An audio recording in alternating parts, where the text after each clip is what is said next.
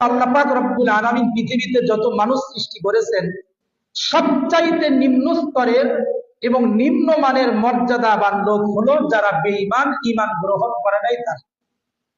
এরপরে আল্লাহ পাক রব্বুল আলামিনের কাছে সবচাইতে মর্যাদাবান লোক হলো যারা ঈমান গ্রহণ করেছে। সুবহানাল্লাহ বলে। আবার ঈমানদারদের ভিতরে সবচাইতে মর্যাদাবান লোক হলো উলামায়ে কেরাম। আর উলামায়ে কেরামের ভিতরে সবচাইতে দামি লোক হলো যারা ইলম অর্জন করার পাশাপাশি আমল করার মাধ্যমে তারা আল্লাহ পাক রব্বুল আলামিনের বেলায়েত অর্জন করেছে, আল্লাহর ওলি হয়েছে তারা। এরপরে সবচাইতে বেশি মর্যাদাবান লোক হলো ওলি আউলিয়ার পরে তাবেঈন, তারপরে হলেন তাবেঈন, তারপরে হলেন সাহাবায়ে কেরাম রাদিয়াল্লাহু তাআলা আনহুম। সাহাবীদের পরে সবচাইতে বড় মর্যাদাবান লোক এই পৃথিবীতে এক দল, সেটা হলো নবী এবং রাসূলগণের দল। নবী এবং রাসূলদের ভিতরে সবচাইতে মর্যাদাবান নবী হলেন আপনার আমার নবী মুহাম্মদুর রাসূলুল্লাহ সাল্লাল্লাহু আলাইহি ওয়াসাল্লাম। এই সবগুলো কথার আলাদা আলাদা ব্যাখ্যা আছে, তবে এই ব্যাখ্যাগুলো যদি আমি আপনাদের সামনে বলতে যাই যে একজনের চাইতে আরেকজন মর্যাদাবান কেন হলেন, একজনের চাইতে আরেকজনের মর্যাদা কম কেন হলো, এই বিষয়গুলো নিয়ে বিস্তারিত আলোচনা করতে গেলে আজকের আসল আলোচনায় যেতে পারবো। এজন্য সংক্ষিপ্ত আকারে আপনাদেরকে এতটুকু ধারণা দিই। তাহলে পৃথিবীর ভিতরে সবচাইতে মর্যাদাবান লোক হলো কারা? নবী এবং রাসূল।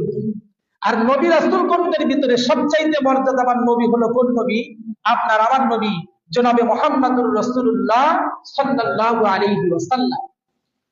পৃথিবীতে আল্লাহ পাক যত নবী রাসূল পাঠাইছিলেন সমস্ত নবীরা ছিল মাসুম, তাদের কোনো গুনাহ ছিল না। যে ব্যক্তি গুনাহ করে সে কখনো নবী হতে পারে না, আর যিনি নবী হয়েছেন সে কখনো গুনাহ করতেই পারে না। এই মর্যাদাটা হলো সকল নবীদের মর্যাদা। তবে আপনার আমার নবীর আলাদা কিছু মর্যাদা আছে, যার কারণে অন্যান্য নবীদের চাইতে আপনার আমার নবী হলেন শ্রেষ্ঠ। তার ভিতরে একটা মর্যাদা হলো আল্লাহর নবী বলেন সমস্ত নবীদের উম্মতের চাইতে আমার উম্মতের সংখ্যা বেশি হবে। সুবহানাল্লাহ। এজন্য এক হাদিস শরীফের ভিতরে আল্লাহর রাসূল বলেন, আমার উম্মতদেরকে আমি বলি তোমরা ওই সমস্ত মেয়েদেরকে বিবাহ করো যাদের বংশে মেয়েদের সন্তান জন্ম দেওয়ার গুণ বেশি আছে। যে সমস্ত মেয়েরা সন্তান জন্ম দেয় বেশি, তাদেরকে, ওই বংশের মেয়েদেরকে তোমরা বিবাহ করো। এটা কেন করলেন? এ কথা আল্লাহর রাসূল কেন বললেন? কারণ হলো আল্লাহর রাসূল বলেন যে আমার উম্মতের সংখ্যা যখন বেশি হবে, কিয়ামতের ময়দানে অন্যান্য নবীদের উপরে আমি গর্ববোধ করব যে আমার উম্মত সবচাইতে বেশি। সুবহানাল্লাহ। এজন্য হাদিস শরীফের ভিতরে পাওয়া যায় সমস্ত নবী রাসূলগণের উম্মত 3 ভাগের 1 ভাগ হবে, আর আমাদের শেষ নবী, শ্রেষ্ঠ নবী জনাবে মুহাম্মদুর রাসূলুল্লাহ সাল্লাল্লাহু আলাইহি ওয়াসাল্লামের উম্মত হবে 2 ভাগ। সুবহানাল্লাহ। এখন আমাদের দিলের ভিতরে একটা প্রশ্ন জাগতে পারে যে আল্লাহর রাসূল বেশি বেশি সন্তান নেওয়ার কথা বললেন। এই যে বেশি বেশি সন্তান নেওয়ার কথা বললেন, বেশি মানুষ হলে পারে তো খাদ্যের অভাব হয়, বাসস্থানের অভাব হয়। তাহলে আল্লাহ রাসূল কি জানতেন না যে বেশি মানুষ হলে খাবারের অভাব হবে, বাসস্থানের অভাব হবে?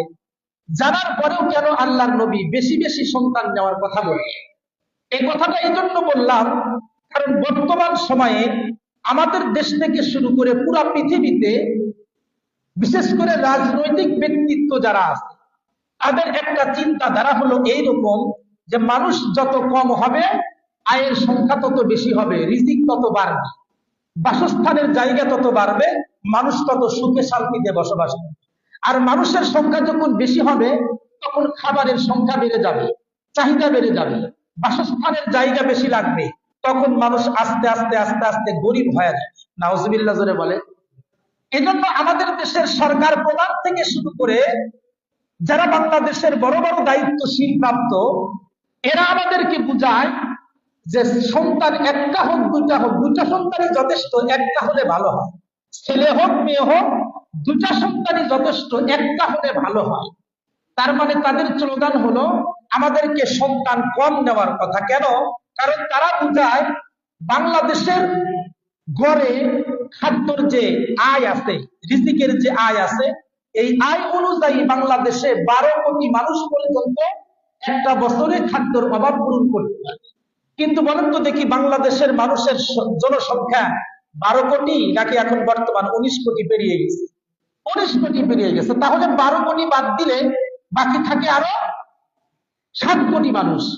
7 কোটি মানুষ তাদের হিসাব অনুযায়ী বেশি, এজন্য তারা বলতেছে মানুষকে কমাও।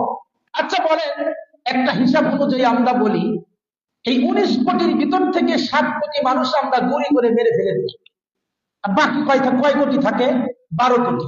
যেহেতু 12 কোটি মানুষের খাদ্য আমাদের বাংলাদেশের উৎপন্ন হয়, আয়ের মাধ্যমে 12 কোটি মানুষ একটা বছর আর সারা জীবন সুস্থভাবে চলাচল করতে পারবে।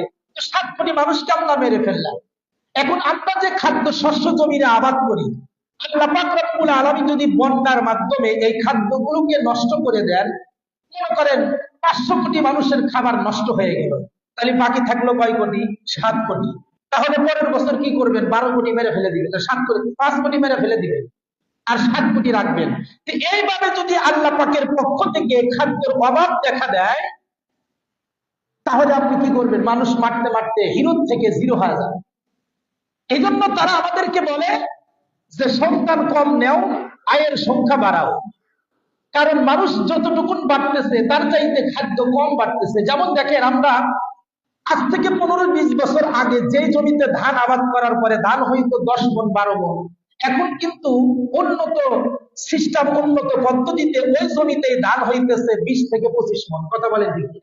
এখন বলেন তো দেখি, খাদ্যের অভাব কমতেছে নাকি খাদ্যের আরো বৃদ্ধি হইতেছে? খাদ্যের অভাব বাড়তেছে না খাদ্য আরো বাড়তেছে? খাদ্য বাড়তেছে। তাহলে খাদ্য যে বাড়তেছে, এরপরেও তারা বলতেছে কি যে মানুষ কমাইতে হবে, এজন্য সন্তান একটার বেশি নেওয়া যাবে না, একটা হলে ভালো হয়, 2টার বেশি নেওয়া যাবে। কারণ তাদের আরেকটা হিসাব আছে। আরেকটা হিসাব কি? তারা বলে মানুষ বাড়তেছে গণতিক হারে আর সম্পদ বাড়তেছে জ্যামিতিক হারে। জ্যামিতিক হারে আর গণতিক হারের পার্থক্য কি আমি আপনাদেরকে বুঝাই। জ্যামিতিক হারে মানে খাদ্য বাড়তেছে 1, 2, 3, 4 এইভাবে সামনের দিকে একটা একটা করে আগাইতেছে। কিন্তু মানুষ বাড়তেছে গণতিক হারে 2, 4, 8, 16, 32 এইভাবে। সুতরাং এইভাবে যদি গণতিক হারে মানুষ বাড়তে থাকে আর জ্যামিতিক হারে খাবার বাড়তে থাকে, তাহলে এক সময় বাংলাদেশের মানুষ খাবারের অভাবে মৃত্যুবরণ করবে। নাউজুবিল্লাহ।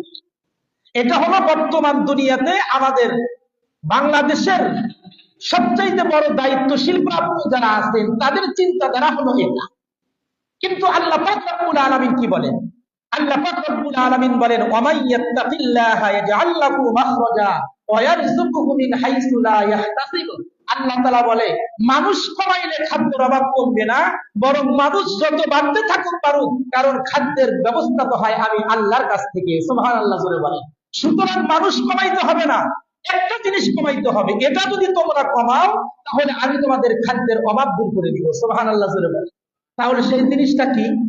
আল্লাহ পাক রব্বুল আলামিন বলেন, মানুষ কমাইতে হবে না, মানুষ যত ইচ্ছা বাড়াইতে থাকো, কিন্তু কমাইতে হবে একটা জিনিস, সেটা হলো আয়ব। আয়ব শব্দের অর্থ হলো যত রকমের পাপাচার আছে, যত রকমের অশ্লীল কাজ আছে, যত বেহায়াপনা কাজ আছে, যত গুনাহ আছে, আল্লাহ পাক রব্বুল আলামিন বলেন তোমরা ছেড়ে দিবে আয়ব, আর আমি তোমাদেরকে রিজিকের ব্যবস্থা করে দিব গায়েব থেকে। সুবহানাল্লাহ। তাহলে আল্লাহ পাকের ঘোষণা কি? তোমরা মুক্ত থাকবা আয়ব থেকে, রিজিকের ব্যবস্থা করব গায়েব থেকে। সুবহানাল্লাহ।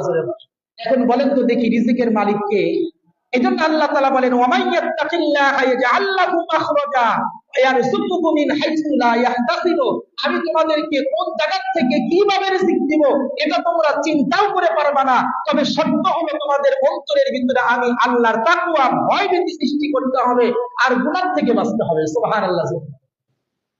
তাহলে খাদ্যের ব্যবস্থা আছে কোথায়, আমরা খুঁজি কোথায়? এজন্য আল্লাহ রাসূল সাল্লাল্লাহু আলাইহি ওয়াসাল্লাম কি বলেন হাদিস শরীফের ভিতরে? বলেন, তোমরা আমার উম্মতকে বাড়াইতে থাকো যেন আমি কিয়ামতের ময়দানে আমার উম্মত নিয়ে অন্যান্য নবীদের উপরে গর্ব করতে পারি। সুবহানাল্লাহ। এটা হলো সকল নবীদের ভিতরে আমাদের নবীর শ্রেষ্ঠত্বের একটা কারণ। 2 নম্বর কারণ হলো আপনার আমার নবী হলেন শেষ নবী, শ্রেষ্ঠ নবী। সুবহানাল্লাহ। শেষ নবী শ্রেষ্ঠ নবী কিভাবে হয়? কারণ আপনার আমার নবীর পরে আর কোন নবী দুনিয়াতে আসবে না, এজন্য তিনি হলেন শেষ নবী।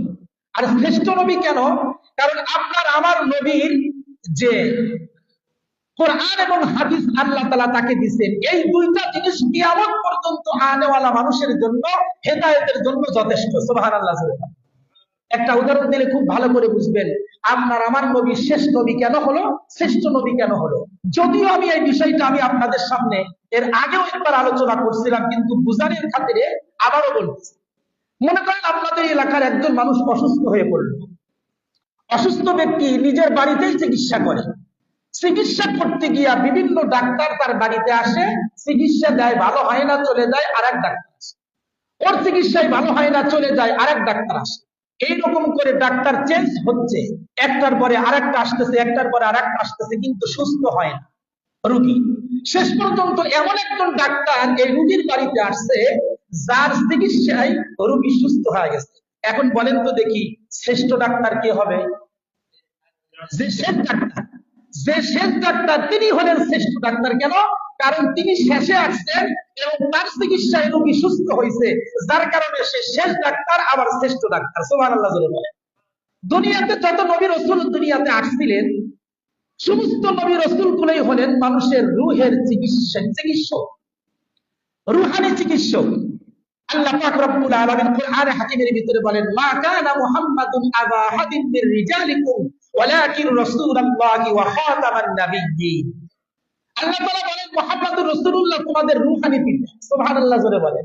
জন্মদাতা পিতা নয়, তোমাদের রূহানি পিতা। রূহানি পিতা কাকে বলে? যে ব্যক্তি রূহের চিকিৎসা করে আত্মা পবিত্র বানায় তাকে রূহানি পিতা বলা হয়। এজন্য বাংলাদেশের হক্কানি পীর যারা আছে, এরা মুরিদানদের চিকিৎসা করে করে তাদেরকে সবক দিয়ে দিয়ে তাদের আত্মা পবিত্র করে। এজন্য একদিক থেকে তাদেরকে পীর বাবা বলে কি বলেন? এজন্য মুহাম্মদুর রাসূলুল্লাহ সাল্লাল্লাহু আলাইহি ওয়াসাল্লাম আপনার আমার রূহানি পিতা। কেন?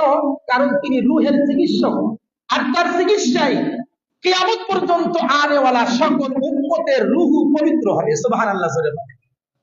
আর কোন ভিন্ন নবীর দরকার নেই। এজন্য তিনি হলেন শেষ ডাক্তার এবং তিনি হলেন শ্রেষ্ঠ ডাক্তার।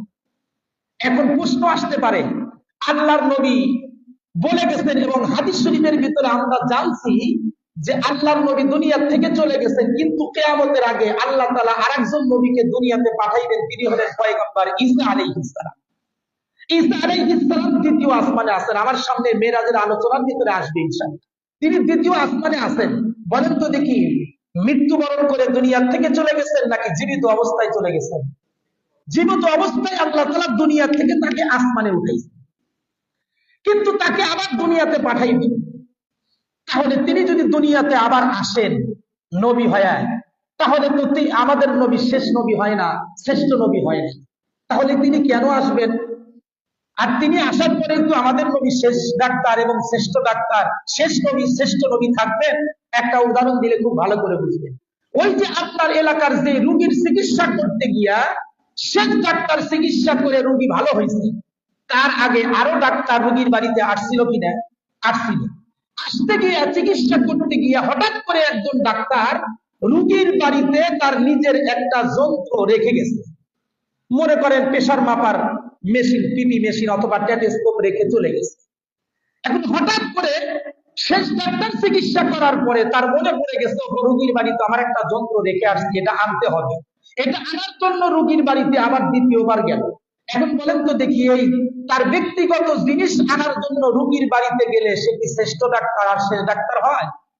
তাহলে কার দরকারে গেছে? নিজের দরকারে গেছে, রোগীর দরকারে যায় নাই। যদি রোগীর দরকারে আসতো তাহলে শেষ ডাক্তার শ্রেষ্ঠ ডাক্তার হইতো, কিন্তু যেহেতু নিজের দরকারে আসছে এজন্য তিনি শেষ ডাক্তারও না, শ্রেষ্ঠ ডাক্তারও না। আসছে কার কারণে?